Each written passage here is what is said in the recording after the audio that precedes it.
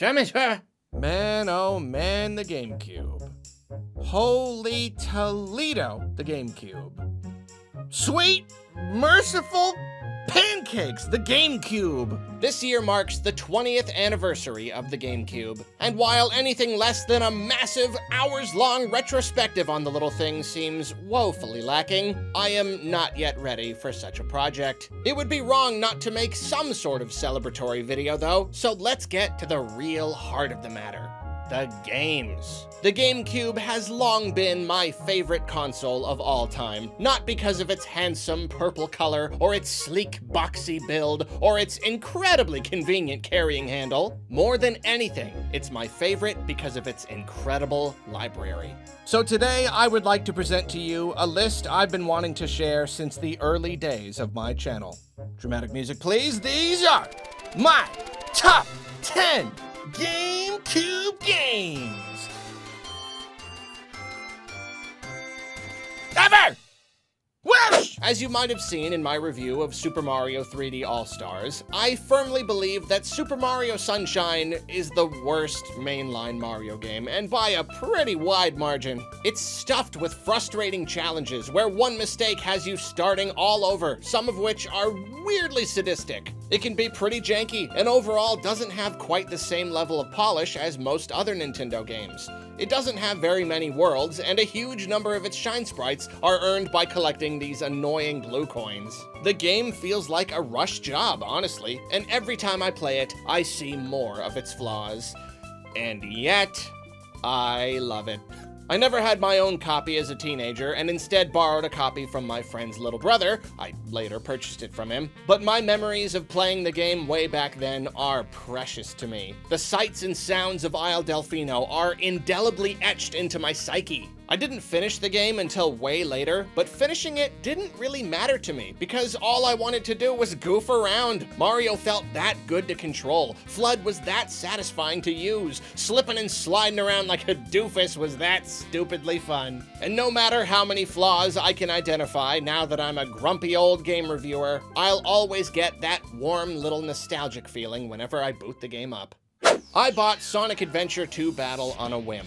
I was at the game store, I was looking for something to buy, I saw the game, remembered watching my friend play the first Sonic Adventure on his Dreamcast, and thought, I liked Sonic on the Genesis when I was a kid, what the hey? So I bought it, because I guess when I was a kid, I was willing to shell out 50 bucks, which was probably more like 80 now for a game I knew very little about. I guess that was what I liked doing. I mean, I watched someone play the Spider-Man movie game for like 5 minutes and I thought it looked cool, so I went out and bought it instantly.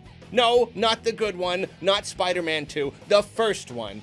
Kids, I tell ya. Anyway, I took this fancy new Sonic game home, and looking back, I think it was okay? I had some fun, but a lot of it was really frustrating and unpolished, and I never finished it because the emerald hunting levels were just dreadful. I seem to be in the minority here whenever I badmouth this game, but even as a teen with a lot of time on my hands and a lot more patience, I remember being like, I think this is fun? Like a good amount of the time.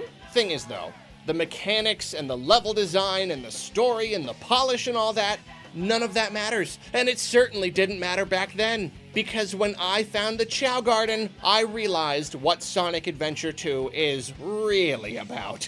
The main game isn't really the main game at all. It's a series of mini-games that you play to collect stuff for your Chow.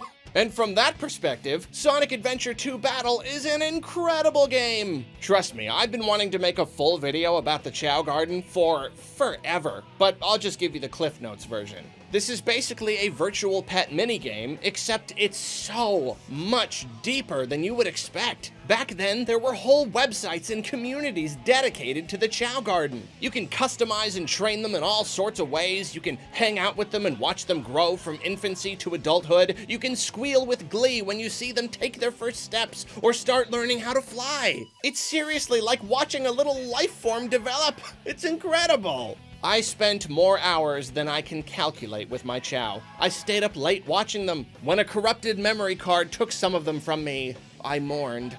They meant a lot to me. And because of them, this janky old game is absolutely one of my GameCube highlights. And why Sega hasn't brought back the Chow Garden after 2 decades is beyond me. Has there ever been a headlining first-party launch game as weird as Luigi's Mansion? Instead of giving us a Mario game to play on our new GameCubes, Nintendo gave us a game where you instead play as Luigi and you toddle around a big house and suck up ghosts with a vacuum, Ghostbusters style. I don't know how such a bold move worked out for Nintendo and the GameCube in the long run, but it sure worked out for me. Luigi's Mansion blew me away! First of all, those graphics were something else. The character models looked so good, the lighting and particle effects were otherworldly, and the ghosts themselves were so creepy and cool. The gameplay was bizarre, but it all still stands the test of time to this day. I don't know what it is about puzzling out how to expose a ghost, hitting it with a flashlight, then fighting to suck it up, but they struck gold right off the bat with this one. Luigi's Mansion is a short game, but the whole package is so incredibly fun that it's endlessly replayable. And of course, I'll always associate it with the day I got my GameCube. That joyous, magical day.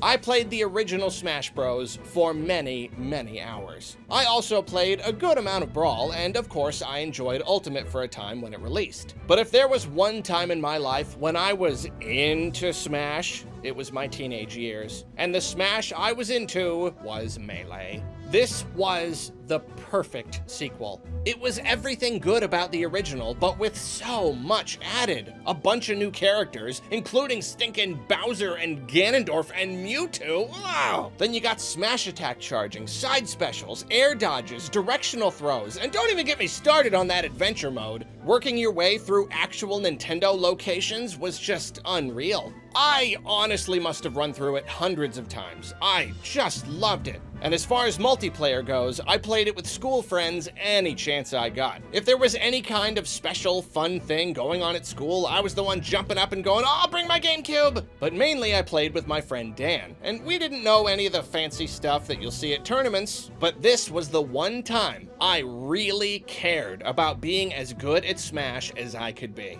We had many epic Roy mirror matches, long, intense battles of skill and wit, and then he switched to Marth and won every game after that forever because Marth is just Roy but faster.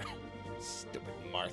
Still hate him. But anyway, I suspect my days of legitimately training to be better at Smash are forever behind me now, but I'll always remember my time with Melee. As far as I was concerned, it was the ultimate party/sleepover game. Pikmin on a list of Arlo's favorite GameCube games? I'm just as surprised as you are. While my intense love of the series wouldn't fully blossom until later, the first game immediately clicked with me. It was one of those experiences where you pick up the controller and right away you just get it. The whole process of controlling and multiplying these little creatures and having them carry stuff around was immediately satisfying, and it's just as satisfying to this day. The world is beautiful and makes you feel like you're walking through a lush garden. The Pikmin themselves are adorable, and they stuff the game to the gills with charm. The funny thing about Pikmin, though, is that it can be really hard when you're new, and at a young age, I was particularly sensitive to watching my Pikmin die. As a result, the game wowed and terrified me in equal parts, and it was a few years before I built up the courage to actually beat it. Those early days with the game, though, those are some of the most nostalgic memories I've got. I feel like I should have more to say about this one, but I don't know. It's Pikmin. What more can I say? Back before the days of Nintendo Directs, before game trailers were easily accessible, one of the primary ways we learned about games was through magazines. Like many, I had a subscription to Nintendo Power, and I greedily consumed every article in each issue. And one game that caught my eye in particular in the ancient year 2002 was a quirky, relatively experimental game called Animal Crossing. I fell in love with it instantly and obsessed over every article and screenshot, brainstorming town names and daydreaming about the new life I was about to lead. And when it finally released, I threw myself at it. Not only having my own little town with my own little house decorated just the way I wanted it, but also having everything move in real time.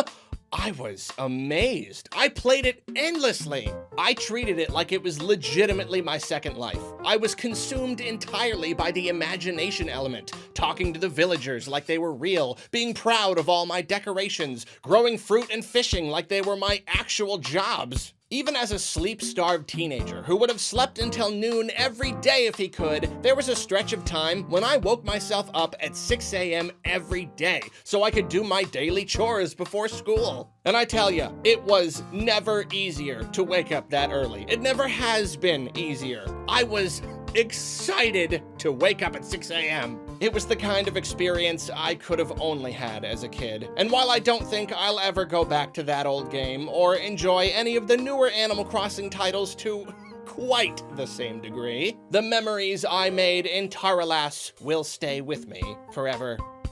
I think Taralas was like a combination of two Elvish words, but I don't remember what they were. I was big on Lord of the Rings back then.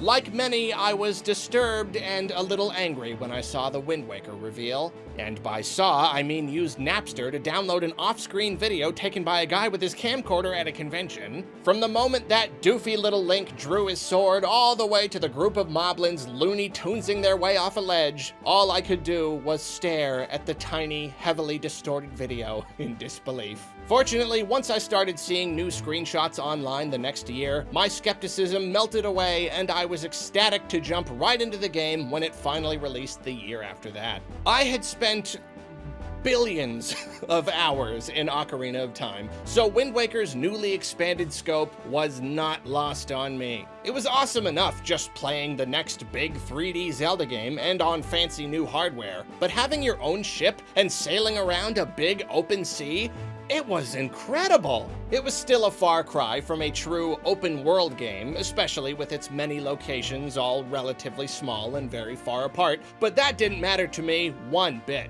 The sense of freedom and adventure was unlike anything I'd ever experienced. Add on to that a wicked new sword counter system, fun new items, and a heck of a cool ending sequence, and you had everything I could have possibly wanted in a Zelda game. As with basically every game I played as a kid, Wind Waker's flaws are more obvious to me now, but it still stands as a terrific Zelda experience, and one I'm sure I'll be revisiting many more times. Alright, now I got some more Pikmin-y stuff to say. Go back in time to my first years of playing Pikmin 1 and ask me to imagine the best possible sequel. Then multiply that by 3. That's how good Pikmin 2 was. I played it a few years after release, and it's the game that cemented my love of the series. I mean, it was just everything I could have wanted and more. The gameplay is so much more polished and pleasant, with much better Pikmin AI and tons of quality of life features. The lack of a day limit is such a breath of fresh air. The two-captain system offers a new layer of strategy. The new Pikmin types are creative and fun. The enemies are horrifying and brutal. And best of all, not only does the new cave system bloat the game up to a ridiculous 20+ hour playtime, but the caves are slightly randomized, so replayability is through the roof. There are many things about Pikmin 2 that make it a poor Pikmin sequel in the eyes of many. But for me, it was, and still is, a follow-up that goes above and beyond in terms of both quality and content. At the end of the day, it's a Pikmin game, except it's super hard and you can play it forever.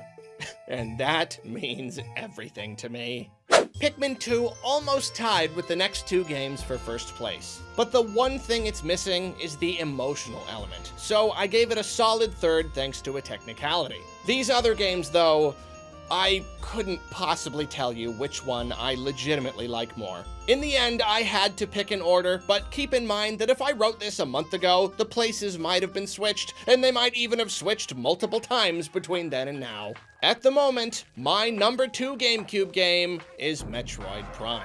It's legitimately hard to talk about this game and explain why I love it so much without going on a massive thing. It's like there are so many first-person games out there where you shoot stuff, Most of these are first-person shooters, but this one is a first-person adventure. Exactly like the 2D Metroid games that came before it, Prime lets you shoot, but exploring the world is equally important. It's not just a game about beating bad guys, but about getting stronger and piecing together the tragic story of this planet and navigating its enchanting locales. Many games since Metroid Prime have explored sci-fi themes and given us moody, atmospheric experiences. And yet to me, very few games have achieved what Prime did. It's atmospheric, yet always grounded in its own reality. The world is such a real place, yet the feeling it conveys is so magical.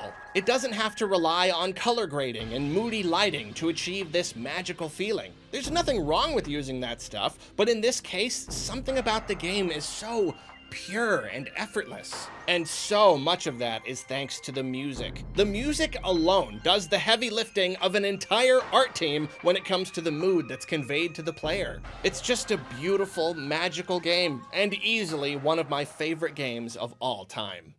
Here it is, my friends. We've reached the end.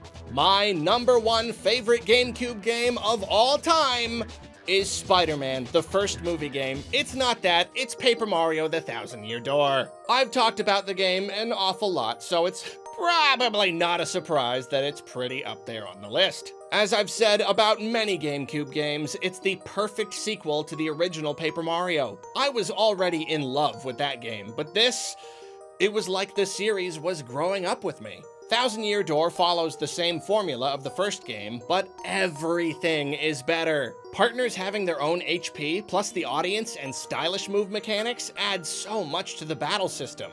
The cleaner, higher resolution sprites are a huge improvement, and the ability to have a ton on screen at once makes for some exciting moments. The humor is top-notch, with countless laugh-out-loud jokes. Best of all though, the game delivers the same high-quality narrative experience, yet with a little edge. You leave the storybook world of the Mushroom Kingdom behind and enter a city of thieves. The new partners are weird and interesting. The story is bigger, the antagonists more sinister, the stakes higher, and it all culminates in an ending so epic it still gives me chills. At the time, it was everything Mario wasn't allowed to be under any other circumstances. Mario and Luigi came close, but in my eyes, it didn't match the scope and sincerity of Paper Mario. The first game turned Mario into something so much more than he was, by following the framework set by Super Mario RPG, obviously, and the second game showed us that this very special, relatively new, yet already near-perfect kind of Mario game had an immense amount of room to grow.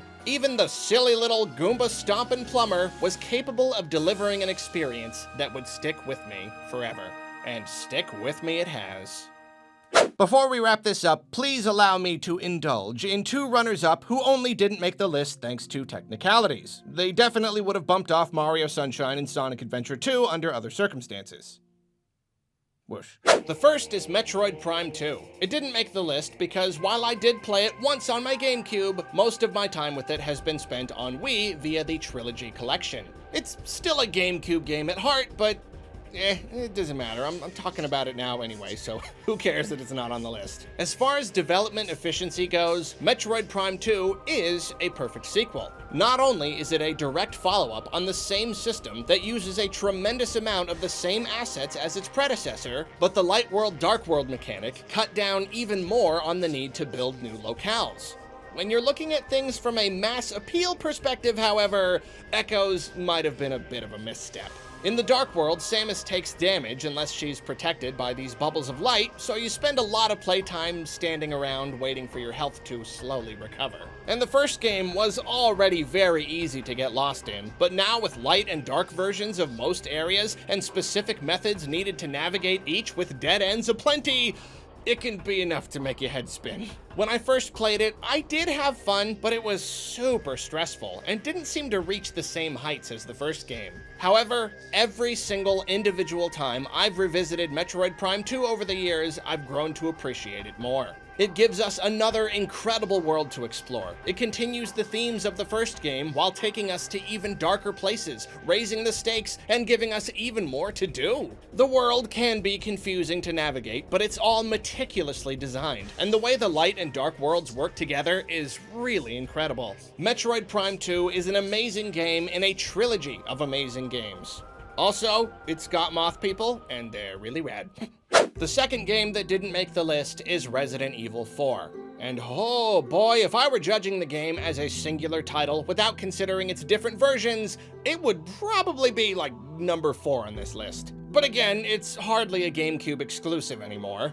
In this case, not even close. And while I played through the GameCube version once, my next 6,049 playthroughs happened on the Wii edition. Pointer controls make the game a lot easier, but also way more fun. And to this day, I just can't seem to get to grips with the standard controller scheme. But you know what? It started on GameCube and I played it on GameCube, so we're talking about it. Resident Evil 4 is simply a masterpiece. The controls are a little dated, but the game established the modern Resident Evil style that's still going strong today. Something about it is just really fun. I think a big part of it for me is the slower paced shooting. You get to really take time to aim, and choosing where to aim is often a tactical decision. And the graphics and enemy designs and animations are all so good that the fun gameplay is just that much more enjoyable. I mean, I'm still amazed that this game ran on a GameCube. It's the epitome of a AAA experience.